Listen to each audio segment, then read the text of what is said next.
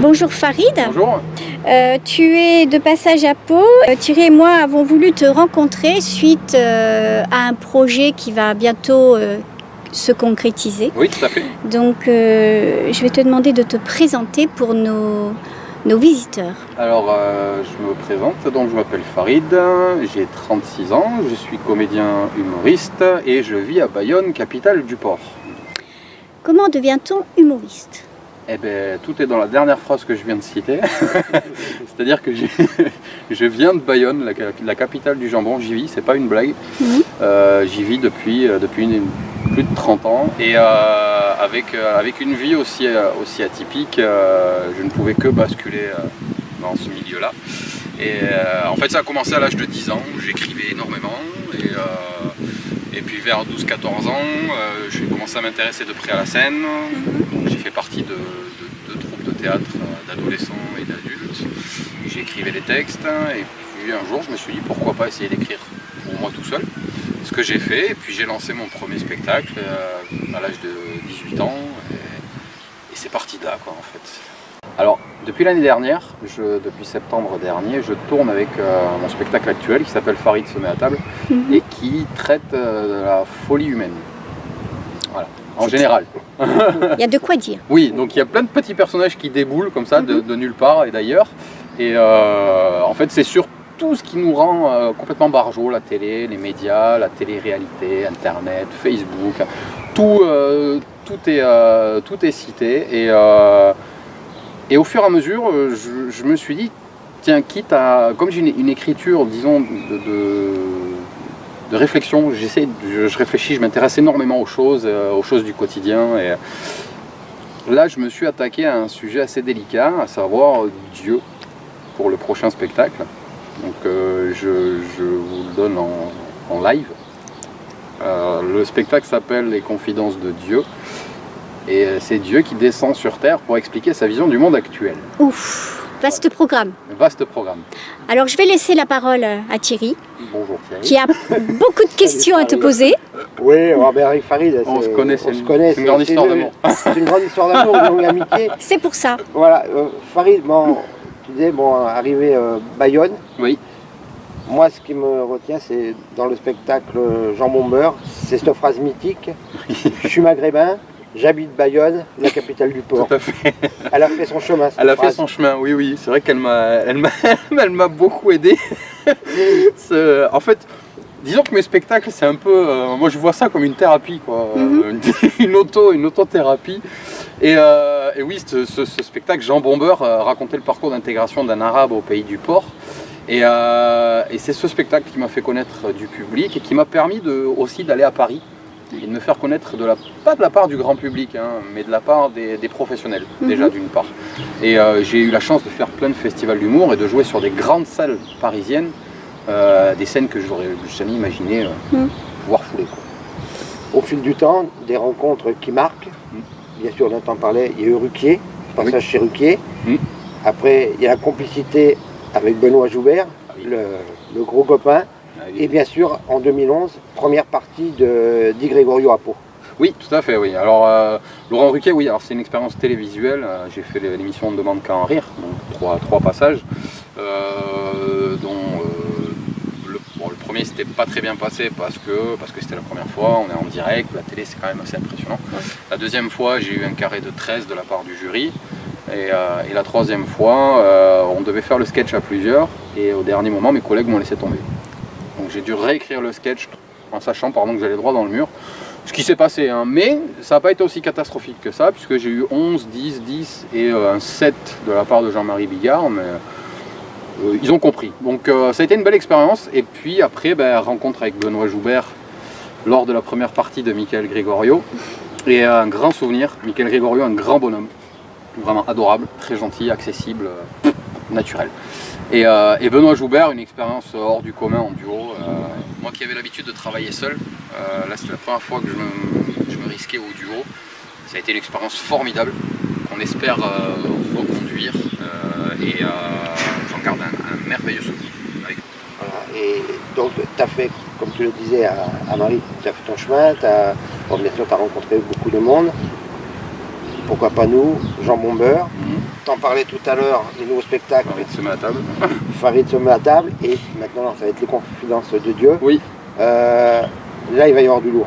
Ben là, il va y avoir du lourd. Après, voilà, je voulais pas être... je suis totalement neutre dans le spectacle et dans l'écriture parce que je ne voulais pas prendre parti de qui que ce soit. Moi, il faut savoir que je ne suis pas religieux à la base. Je respecte la religion. J'ai un profond respect pour les gens qui pratiquent la religion. On doit tous croire en quelque chose, hein, que ce soit religieux ou pas. Et par contre, je voulais juste dresser un constat du monde actuel. Et qui mieux que Dieu pour dresser ce constat? Voilà. Donc maintenant, je laisse libre cours aux gens de venir découvrir le spectacle à partir du mois de septembre, avec lequel je serai en tournée. Mais il n'y a pas d'agression, il n'y a pas de faux messages, je ne suis pas méchant. Je confirme. C'est juste un message positif face à un constat. On vit aujourd'hui dans un monde assez compliqué. Donc je me dis que si on pouvait ne serait-ce qu'en rire pour dérider un peu tout ça et essayer d'avancer. Il faut que ça devienne le maître mot rire quand on voit autant de bêtises et de misère. Complètement. Complètement. Le rire est un moteur. C'est un moteur qui nous permet d'avancer et de lutter quelque part face à tout ce qui nous entoure de mauvais. Et Dieu sait qu'aujourd'hui, il y a beaucoup de choses mauvaises qui, malheureusement, qui prennent le pas. Mais il reste aussi des belles choses. Voilà. Moi, je suis un passionné de tout. Enfin, j'essaie de me passionner de tout. Une coccinelle qui se pose sur une fleur, je suis ébahi. Ça peut être le départ d'un sketch. Mais c'est ça, voilà, c'est ça. Mais c'est un moteur pour moi parce que ça me permet de rester malgré tout confiant et optimiste, de croire quand même que dans cette vie, il n'y a pas que des choses négatives. Et avec ce spectacle, je me suis vraiment amusé à l'écrire. C'était l'importance, c'était le maître mot. Il fallait que je m'amuse à l'écriture, ce qui a été fait. Je m'amuse à la mise en scène. Et j'espère que le public prendra le message tel qu'il doit le prendre, c'est-à-dire avec du recul, mais aussi avec beaucoup d'humilité. D'humilité surtout, parce que c'était mon but, beaucoup d'autodérision. Oui. Et que je pourrais le faire vivre et le partager au maximum. Dans ce milieu d'humoriste, un modèle? Oui, bien sûr, Coluche. Voilà. Tendu la perche. Oui, voilà, là tu m'as tendu une perche énorme. Est-ce que tu t'es posé justement la question, si Coluche était encore parmi nous aujourd'hui, quelle réaction il aurait? Oui, je me suis posé cette question. Je pense que s'il avait été encore parmi nous aujourd'hui, les choses, elles seraient différentes. Déjà pour, si je puis me permettre, pour les Restos du Cœur, lui voulait que ça dure un certain temps. Oui. Et si aujourd'hui il s'apercevait que, effectivement, malheureusement, ça existe encore, il ne serait pas content. Il serait pas content. Déjà, il ne serait pas content pour les Restos du Cœur. Il ne serait pas content aussi de voir la déchéance politique dans laquelle on se trouve. Il ne serait pas content parce que c'est vrai qu'au jour d'aujourd'hui, je regarde plus la télé parce que c'est toujours la même chose qui ressort. Et on est tombé très bas. C'est malheureux, hein, c'est dommage parce que quand on voit aussi le combat des intermittents du spectacle, on voit le combat des travailleurs, des chercheurs, le combat des chercheurs, quand on voit voilà, moi ça m'écœure un peu de voir que l'argent est devenu le nerf de la guerre, le pouvoir. Et on n'a pas de recul. Aujourd'hui, c'est le petit qui trinque et c'est le grand qui mange. C'est complètement aberrant. Aujourd'hui, on saigne celui qui gagne le moins pour enrichir celui qui gagne le plus. C'est malheureux, hein, mais la politique d'aujourd'hui, elle est comme ça. Et c'est pas avec la loi El Khomri ou des choses comme ça qu'on va avancer. J'y crois pas une seconde. Après, ça reste.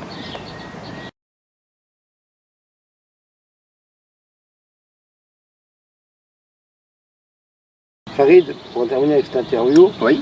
Il y a un autre projet qui dort un peu. Oui. Art thérapie, tu veux en parler ou il est encore trop tôt? Non, on peut en parler. Alors, en fait, c'est tout simple, c'est que je me suis intéressé à l'être humain pour écrire Farid se met à table. Et ça fait des années que je m'intéresse beaucoup à la psychologie, au cerveau, à la façon de fonctionner. Et moi, quand je vois ce que m'a apporté la scène, le théâtre, ça m'a apporté la possibilité de reprendre, d'avoir confiance en moi déjà, de pouvoir parler en public, de pouvoir m'exprimer. Ça m'a apporté tellement de choses que j'ai envie de le faire partager. Et c'est pour ça que je suis sur le point de créer des cours d'art-thérapie. Excellent. Donc il ne faut pas se laisser apeurer par le mot thérapie, surtout pas. C'est juste des séances de travail qui permettent de reprendre confiance en soi, qui permettent de pouvoir prendre la parole en public, qui permettent de vaincre sa timidité, ou tout simplement de découvrir le théâtre d'une manière décalée et puis en apprendre aussi sur soi. Donc là le projet est quasiment terminé et j'invite les gens à me rejoindre sur Facebook prochainement pour en savoir un peu plus et ceux que ça intéresse, bienvenue. Vous êtes les bienvenus, on partagera ça ensemble et si je peux moi faire profiter de ce que ça m'a apporté aux autres. Comment ça va se passer exactement? En fait c'est tout simple, hein, les séances, on fait une séance d'abord une espèce de questionnaire de manière à ce que je puisse moi faire connaissance avec la personne que j'ai en face et puis surtout cerner, cibler ce qu'il y a à travailler. Après si la personne le sait et qu'elle veut me le dire, on part tout de suite sur les séances de travail, hein. Et après ce sont juste des techniques, alors soit des techniques de respiration, des exercices de théâtre proprement dit, qui permettront de travailler sur soi et puis de s'amuser aussi en même temps. Ça sera individuel ou en groupe?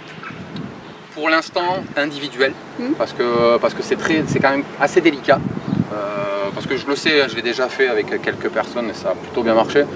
On commence en individuel et après au fur et à mesure, selon le nombre de personnes qui rejoint et qui veut surtout continuer, hein, on peut créer une émulsion de groupe et ça peut même dériver, on ne sait pas, sur une troupe, tout simple, une troupe de théâtre qui après peut présenter un spectacle. Et, voilà, moi, le but du jeu c'est que les gens, faire découvrir le théâtre aux gens de manière à ce qu'ils puissent non seulement s'amuser et puis faire connaissance avec eux-mêmes.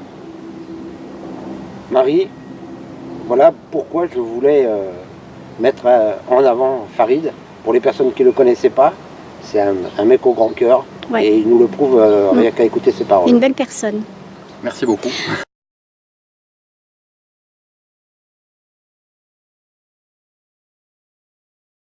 C'est très compliqué d'écrire à plusieurs. J'ai la chance d'avoir un entourage qui m'aide énormément. Oui. J'ai une maman qui est ultra objective. Moi, ma mère, sortie de scène, si j'ai été nul, elle va venir me voir et elle va me le dire les yeux dans les yeux. C'est pas une maman bisounours qui va me dire c'est bien mon chéri, c'est mon fils, t'es le plus beau, t'es le plus fort. Pas du tout. Donc c'est ce qui me permet de garder toute mon humilité. Une maman qui recadre alors. Une maman qui recadre, voilà, qui recadre. Elle sait me dire quand c'est bien, mais elle sait me dire aussi quand c'est mal. Et c'est pas parce que j'ai 36 ans qu'elle va s'en empêcher, loin de là. Donc voilà, je lui lis mes textes. Et elle me dit ça c'est bien, non ça c'est nul, ça tu jettes, ou retravaille-le, ou refais. J'ai mes amis aussi, et j'ai la chance d'avoir Benoît Joubert qui est dans le coin aussi pour me filer quelques conseils parce qu'il a un œil très avisé et d'ailleurs il est en train d'écrire, j'en profite, son spectacle, je lui fais une dédicace. Je vous conseille d'aller voir dès que vous aurez les nouvelles de ce qui va sortir. Et voilà, donc j'ai un entourage assez complet pour pouvoir me permettre d'écrire seul. Je peux faire confiance à mon entourage puisque le spectacle actuel a plutôt bien marché, donc, et je l'ai travaillé comme ça. Donc pour les Confidences de Dieu, ça a été le même principe, avec un petit peu plus de travail, parce que là, non seulement c'est du par cœur, mais c'est aussi une vision globale. Donc j'ai interrogé beaucoup de personnes, religieuses, pas religieuses. Je me suis renseigné, c'est important. Je me suis renseigné sur les différentes religions, sur la vision des gens face à la religion. Tu les as invités justement, ces personnes, à venir voir ton spectacle? Je vais le faire, c'est prévu. Oui, c'est prévu. J'ai envie qu'elles viennent le voir parce que là, de paroles, on ne sait pas trop, mais le tout c'est de voir ce qui va se passer sur scène.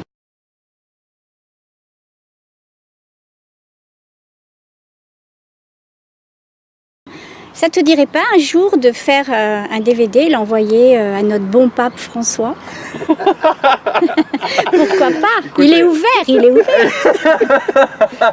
Alors lui est peut-être ouvert, oui. Oui, et puis moi, la finalité, pourquoi pas, hein, pourquoi pas. Après, est-ce qu'il parle français? On peut être fou, hein, non?